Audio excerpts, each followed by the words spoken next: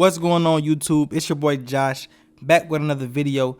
And before we get into this tutorial, go ahead and do the honors of subscribing to my channel and turn on that notification bell. Now let's get right into this video.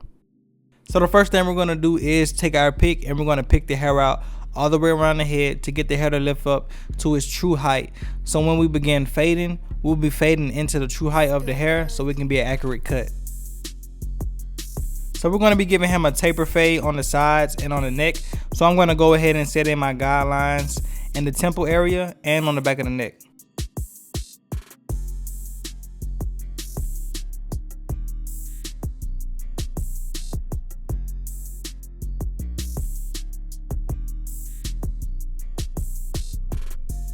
So right after setting in my ball line, I'm going to come back with my cordless magic clips with the lever all the way open, going up about a ½ inch, creating my next guideline. Once you have your guideline set in place and it's all even, you want to come back with the same clipper with the lever halfway closed, starting up under the line and just flicking up to the line, doing some detail work, opening and closing your lever until it's blended out. Our next guideline is going to be with the number 1 guard with the lever all the way open, and I'm going up about another ½ inch. So this guideline started our fading down process. As you guys seen, we went in with the number 1 guard open. Now we've dropped down to the number 1 guard closed, and we're just working at that guideline. And right after that, we're going to come back with the half guard and just hit that same line until it's blended out. Moving on in our fade, as you guys can see right now, I have a bigger guard on. This guard is the number 2 guard, and I have the lever all the way open. From this point on, I'm going to be doing a fading down process. So I'm going to start with my number 2 guard with the lever all the way open, just cleaning up some bulk. Then I'm going to drop down to the number 2 guard with the lever all the way closed. As you drop down in guard size, make sure you don't go up as high. So every time I go down shorter, I make sure I don't go up as high.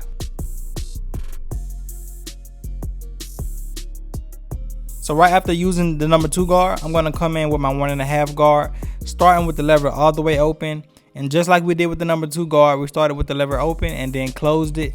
The reason why we're doing that is because we're fading down. So we're fading the hair from longer to shorter as we go down. That's why I say don't go up as high when you're fading down, because you're fading the hair from longer to shorter. So as you go down, you want the hair to be shorter and shorter until it gets to the skin. So as you guys can see right here, I'm back with the number 1 guard with the lever all the way open, and I'm just connecting the area that we left off before we came in with the number 2 guard. So right here, I'm going to go in doing clipper over comb. I didn't want to use any more guards because using the comb, I have more control and I can leave the fade darker in areas that I wanted to. Moving on to the neck taper, we're going to start with the cordless magic clips with the lever all the way open, going up about a ½ inch. Just like how we did on the side taper, we're going to come back with the clipper halfway closed just to blend out the guideline.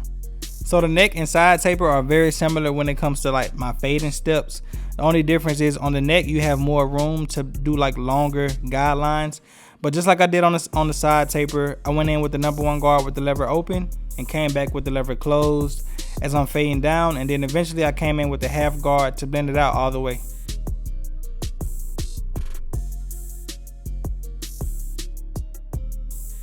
For my next step, instead of coming in with the number 2 guard open like I did on the side taper, I started with the number 3 guard. It's the same concept, but I'm just using a bigger guard because I feel like there was more bulk in the back of the neck.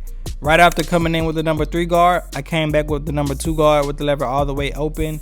And I'm just hitting that dark guideline until we soften it up until it's blended out all the way. And like I said, every time you drop down in your length, you're going to drop down on the fade. You're not going to go up as high. So I started with the number 3, came in with the 2 guard open, 2 guard closed, and now I have the 1½ with the lever open.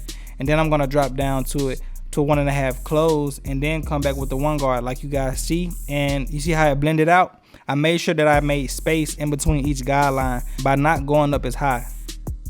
So to put a better blend into the fro, I came back with the clipper over comb method like I did on the side taper because I had more control.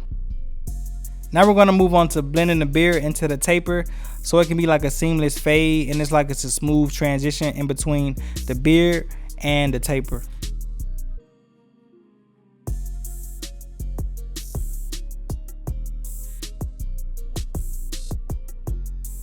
So right here, I'm going to knock down some of the bulk off the hairline so I can get the hair to lay down smoothly.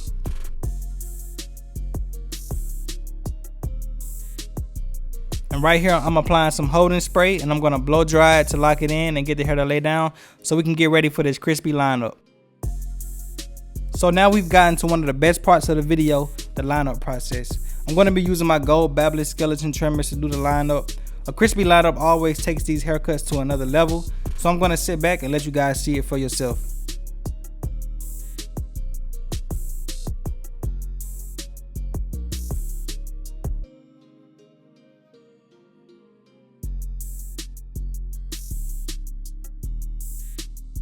Y'all already know one of my favorite parts of a haircut, when they get that taper and they got that crispy neckline. Watch how this neckline makes this neck fade pop.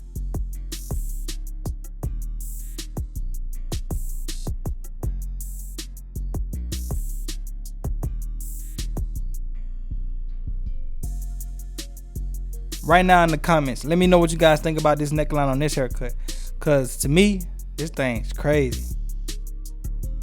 So right here we about to get this beard popping too. And on the back of the beard, as you guys can see, I'm keeping it out as far as I can. On this client, I'm keeping this beard wide to give it a bigger effect. And as you guys can see on the bottom, I didn't dig in too much up close to his jawbone. I kept it down where it's naturally growing, but at the thickest part that I could catch it at.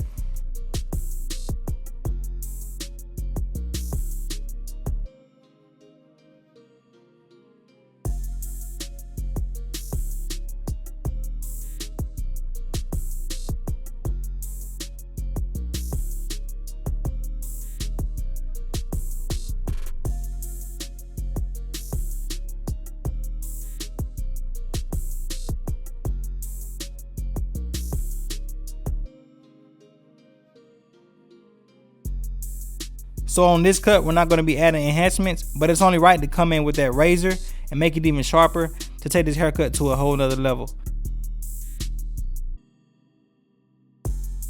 Anytime I'm doing beards, I love to do the razor work because it takes your accuracy to a whole nother level to make it sharper than ever.